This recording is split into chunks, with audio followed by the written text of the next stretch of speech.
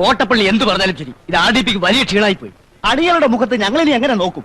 തത്വം പഠിപ്പിച്ചാൽ മാത്രം പോരാ, പ്രവൃത്തിയിലത് കാണണം. എന്റെ പൊന്നു സുഹൃത്തുക്കളെ, ഞാൻ അറിഞ്ഞാലല്ലേ എനിക്കത് തടയാൻ പറ്റൂ. അത് കോട്ടപ്പള്ളിയുടെ തന്ത്രപരമായ ഒരു ഒഴിഞ്ഞു മാറ്റമാണ്. സ്വന്തം വീട്ടിലെ സംഭവവികാസങ്ങൾ അറിയാത്ത കോട്ടപ്പള്ളിക്ക് എങ്ങനെ ആഗോള പ്രശ്നങ്ങൾ വിശകലനം ചെയ്യാൻ പറ്റും? കോട്ടപ്പള്ളിയാണല്ലോ നായരുടെ മൂത്ത മകൻ. എങ്ങു നിന്നോ വന്ന സഹായി എന്ന് പറയുന്ന ഈ എംബോക്കിക്ക് ഇത്രയും ഗംഭീരമായിട്ടൊരു സദ്യ കൊടുക്കുന്ന കാര്യം മൂത്ത മകനോട് വീട്ടുകാരെന്തോട് പറഞ്ഞില്ല? നമ്മൾ കൊടുക്കുന്ന ഈ നിലയും വിലയൊന്നും കോട്ടപ്പള്ളിക്ക് സ്വന്തം വീട്ടിൽ ഇല്ലെന്നേ.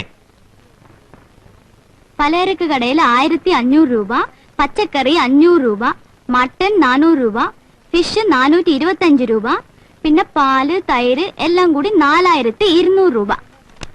പ്രകാശം തന്നെ ആണോടി ഇത് നിന്റെ കയ്യിൽ തന്നത്? പിന്നെ ആരമ്മേ? കടക്കാരൊക്കെ നാളെ വരുമ്പോ പണം കൊടുക്കണമെന്ന് എന്നോട് പറഞ്ഞ് ഏൽപ്പിച്ചിട്ടാ പോയത്.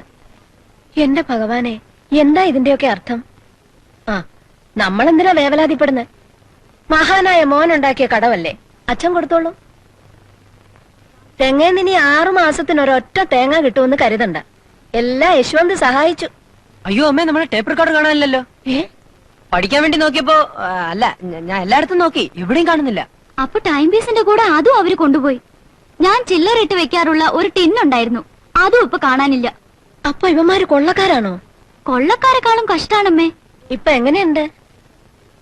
എന്താ ഒന്നും മിണ്ടാത്തെ? എന്നോട് ചോദിച്ചിട്ടാണോ ഭാനു ഇതൊക്കെ നടത്തിയത്? ആദ്യമേ വേണ്ടാന്ന് പറഞ്ഞുകൂടായിരുന്നോ? ഞാൻ ആരാണെന്നാ ചോദിച്ചത്? ഞാൻ പറയാം, പ്രഭാരം കോട്ടപ്പള്ളി. ഷടപ്പ്. ഈ ഇരിക്കുന്ന മനുഷ്യൻ പറയട്ടെ. പ്രഭേ, വേണ്ട, ഞാൻ ആരാണ് എന്നുള്ള ചോദ്യം ഞാൻ പിൻവലിക്കുന്നു. താങ്കൾ എന്റെ അച്ഛനാണ്. എന്താടാ നീ പറഞ്ഞത്? വെറും ഒരു പദവിക്ക് വേണ്ടി എനിക്ക് മൂത്ത മകനാകണ്ട. ഒരു മൂത്ത മകന്റെ അധികാരം എനിക്ക് കിട്ടുന്നില്ലെങ്കിൽ എന്നെ നിങ്ങൾ റബ്ബർ സ്റ്റാമ്പ് ആക്കരുത്. എന്റെ മോനോട് ഞാൻ എന്ത് തെറ്റാണാവോ ചെയ്തത്? ഒരു ബൂർഷ്വ കുത്തക മുതലാളിയോട് പെരുമാറുന്നത് പോലെയാണ് എന്റെ സഹാക്കളിൽ നിന്നോട് പെരുമാറിയത്. പാർട്ടിയുടെ സ്റ്റഡി ക്ലാസ്സുകളിൽ പൂച്ചകളെ പോലെ പതുങ്ങിയിരിക്കാറുള്ള ലോ ക്ലാസ് മെമ്പർമാർ പോലും ഇന്നെന്നെ ചീത്ത വിളിച്ചു. എങ്ങു നിന്നോ വന്ന ഒരു കാട്ടുകള്ളനെ എന്റെ വീട്ടിൽ കൊണ്ടുവന്ന് സൽക്കരിക്കാന്ന് വെച്ചാൽ? ഓ, അതാണോ? എന്നോടൊരു വാക്ക് ചോദിച്ചോ? പറയൂ. ഇതിന് പ്രതിവിധി ചെയ്യാതെ ഞാൻ വിടില്ല. എന്ത് പ്രതിവിധിയാണാവോ? അത് ചെയ്യുമ്പോ കാണാം. ഈ അഴിഞ്ഞാട്ടത്തിനൊക്കെ കാരണം എന്താണെന്നറിയോ? നിങ്ങൾക്ക് നട്ടല്ലില്ല. പ്രഭേ, റബ്ബർ കൊണ്ടുണ്ടാക്കിയ ഒരു നട്ടല്ലെങ്കിലും വാങ്ങി ഫിറ്റ് ചെയ്യണം.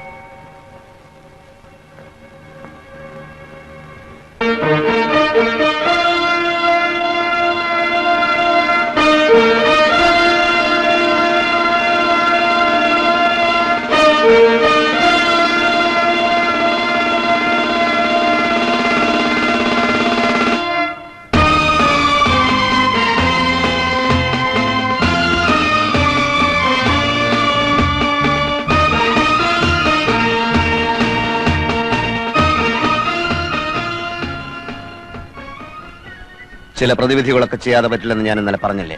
എനിക്ക് വലുത് എന്റെ പ്രതിച്ഛായയാണ്. ഇന്നു മുതൽ ഈ വീട് മാനങ്കര മണ്ഡലത്തിലെ റവല്യൂഷണറി ഡെമോക്രാറ്റിക് പാർട്ടിയുടെ ആസ്ഥാനമായി അറിയപ്പെടും. ലാൽ സലാം.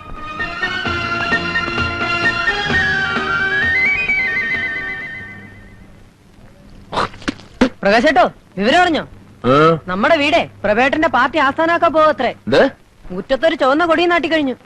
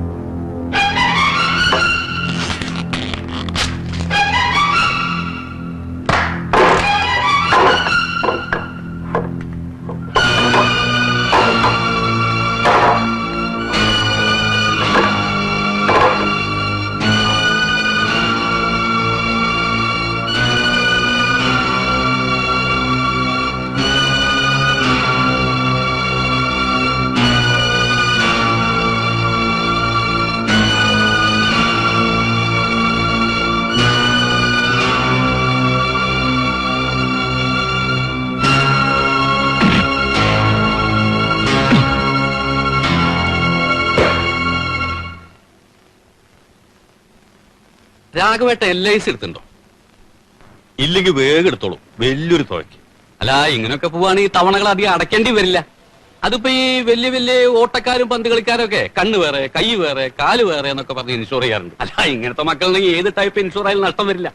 ഈ തല ഇൻഷുർ ചെയ്തിരുന്നെങ്കിൽ രാഘവേട്ടന് നല്ലൊരു തുക അടിക്കായിരുന്നു. രാഘവേട്ടൻ എന്തൊന്നും മിണ്ടാത്തത് ദേഷ്യ. ഈച്ചയ്ക്ക് വ്രണം കാട്ടരുത്, പിള്ളേർക്ക് മോണ കാട്ടരുത് എന്നൊക്കെ പണ്ടത്തെ ആൾക്കാർ പറഞ്ഞു കേട്ടിട്ടുണ്ട്. അതായത് പിള്ളേരോട് അമിത വാത്സല്യം കാണിക്കരുത് എന്നർത്ഥം. എന്താ നോക്കണേ? ഓ, ഇതൊക്കെ ഉപദേശിക്കാൻ താൻ ആരോടൊന്നായിരിക്കും. ശരി, വേണ്ട, ഞാൻ നിർത്തി. ആ, തുടരുത് തുടരുത്. ദൂരെ നിന്നുകൊണ്ടുള്ള ഒച്ചയും ബഹളമൊക്കെ മതി. തലയ്ക്ക് 4 തുന്നലുണ്ട്. നല്ല വേദനയുണ്ടോ അച്ഛാ? ഏയ്, ഒരു വേദനയില്ല. തലയ്ക്ക് മുറിഞ്ഞാലുള്ള ഒരു ഗുണം അതാ, ഒട്ടും വേദന ഉണ്ടാവില്ല. എന്ത് ചോദ്യ കുട്ടിയത്?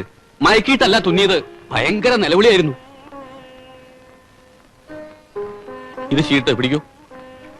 ഇത് 2 3 നേരം. ഇത് 2 നേരം. 2 ദിവസം കഴിഞ്ഞ് പിന്നെയും പോണം. ആ, പിന്നെ മൂപ്പരോട് ചോദ്യങ്ങളൊന്നും അധികം ചോദിക്കണ്ട. മൗനവ്രതം തുടങ്ങിയിട്ടുണ്ടോ എന്നൊരു സംശയം. മുറിവ് തലയ്ക്കാണെങ്കിലും ഈ പനക്കല്ലാത്ത നാവന. ഈ തല ഇളകിയതുകൊണ്ട് ബുദ്ധി ഒന്നും ഉണരാൻ വഴിയുണ്ട്. അകത്തോണ്ട് കിടത്തിക്കോളൂ. ഞാൻ പശുവിന് വെള്ളം കൊടുത്തിട്ട് ഇപ്പൊ വരാം.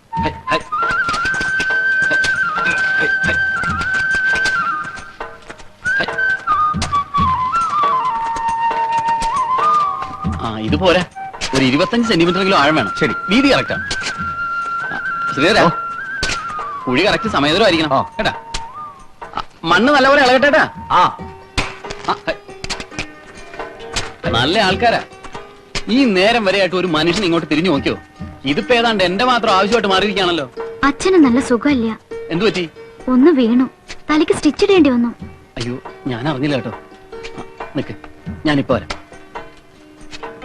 വഴുതി വീണതാണോ അതോ വല്ലതും തടഞ്ഞു വീണതാണോ? അത് വീഴുന്ന ഞാൻ കണ്ടില്ല. കാണണമെന്ന് നിർബന്ധമില്ലല്ലോ.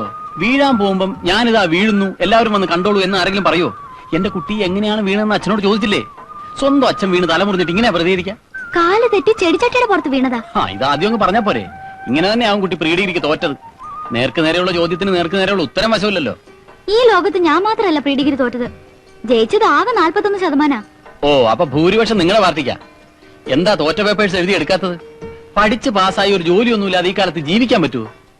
ഭർത്താവിന്റെ ശമ്പളം കൊണ്ട് മാത്രം എങ്ങനെയാ കുടുംബം പുലർത്തുക? എന്റെ കല്യാണം കഴിഞ്ഞിട്ടില്ല. കൊള്ളാം, കുട്ടിക്ക് നല്ല സെൻസ് ഓഫ് ഹ്യൂമർ ഉണ്ട്. ഞാനല്ല, വേറെ ആരെങ്കിലും ആയിരുന്നെങ്കിൽ ഈ തമാശയിൽ ഇരുന്നു പോയനെ. തമാശയല്ല, എന്റെ കല്യാണം കഴിഞ്ഞിട്ടില്ല. ദേ, ഒരു പ്രാവശ്യം ഏറ്റവും കരുതി അതേ തമാശ വീണ്ടും അടിക്കരുത് കേട്ടാ. എന്താ ഇത് സംഭവം? പണിക്കാര് പറമ്പിലേക്ക്. അതെ, അവരവിടെ കുഴിയെടുത്തോണ്ട് നോക്കിയാ. എന്തിനാ ഈ ചെടിച്ചട്ടി ചെന്ന് ചാടിയത്? അത്ര കാര്യമായിട്ടൊന്നുമില്ല. നീ കുറച്ച് ചായ ഇട്. ചായ വേണ്ട. നക്ഷത്രം ഏതാ? എന്തേ? നക്ഷത്രം ഏതാണെന്ന് പറ. രോഹിണിയാ. അത് പറ. കഷ്ടകാലമാ. തുലാം, വൃശ്ചികം, ധനു, മകരം. മകരം 15 വരെ പെടാപ്പാട് വിടും. ജോത്സ്യവും വശമുണ്ടാ?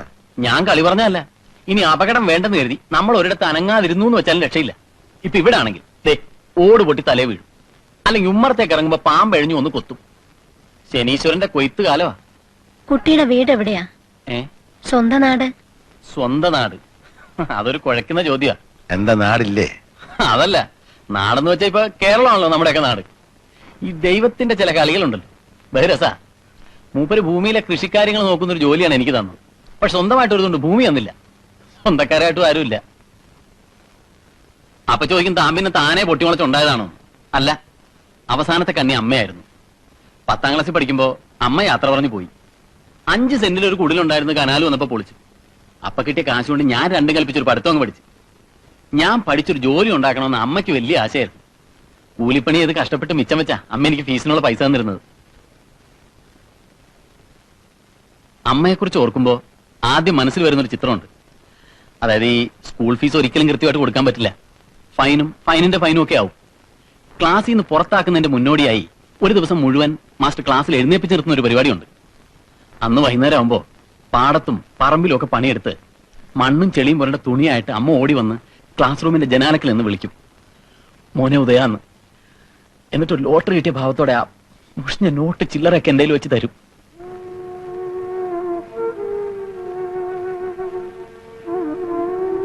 ഞാൻ പോട്ടെ, ആ പണിക്കാരും വല്ല അബദ്ധവും കാണിക്കും.